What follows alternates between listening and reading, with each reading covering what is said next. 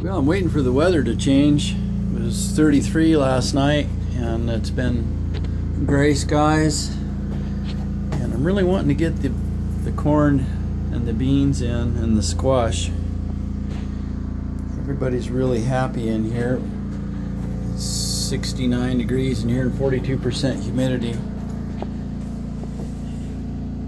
And we've got some cabbage and some kale, beans and corn and squash to plant. And everything's happy in here. I did mount my other charge controller so we can add another 1400 watts.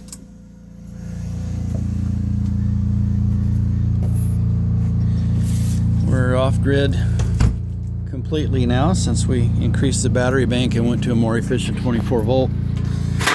That's a happy day. You do hear the generator running in the background. We were at 86% this morning, but we've got some friends coming over helping us clean, and we're running washers and dryers and steam mops and all kinds of stuff, so take advantage of that since we've got 7 more days of this. So a couple hours, it looks like 2 hours on the diesel Jenny, and we're bulked.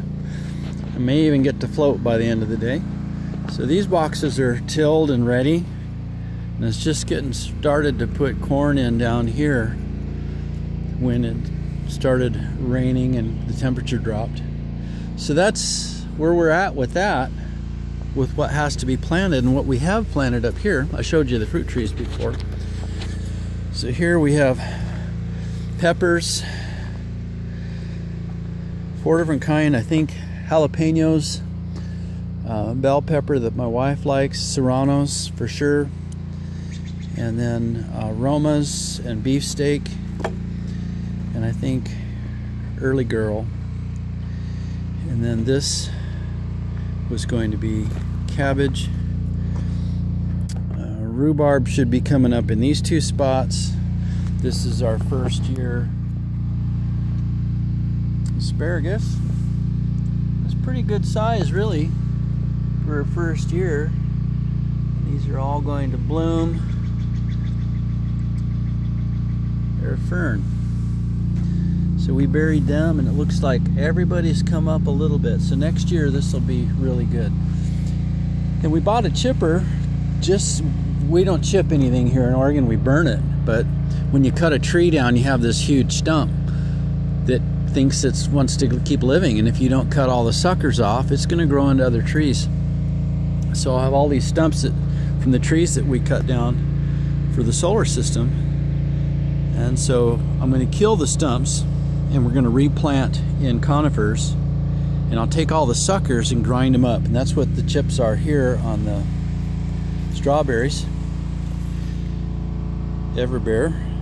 And my wife says let's get chips on there, and it holds the soil, and then it keeps the berries up out. And just as soon as we get any ripe ones here, the birds are going to move in, so I've got to put some netting over this pretty quick. You can see the ferns keep popping up. These ferns are hardy. Of course, they're right there.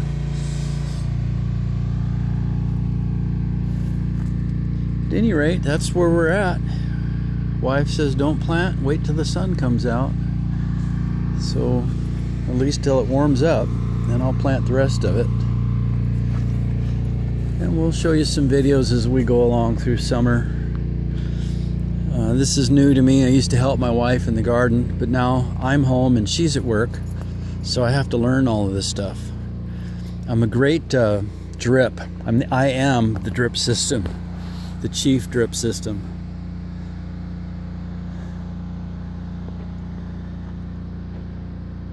Come here and say hi, Boo. Blue. Tired, old boy? Good boy.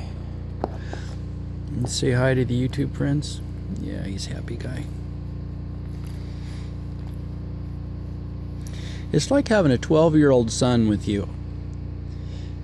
He's a well-behaved 12-year-old son. Now, he's only 8 or 9, but he kind of matured to the place of being rather an adolescent. So I have my adolescent tag-along,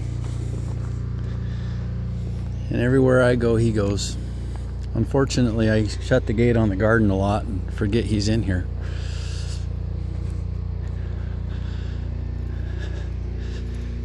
I'm going to plant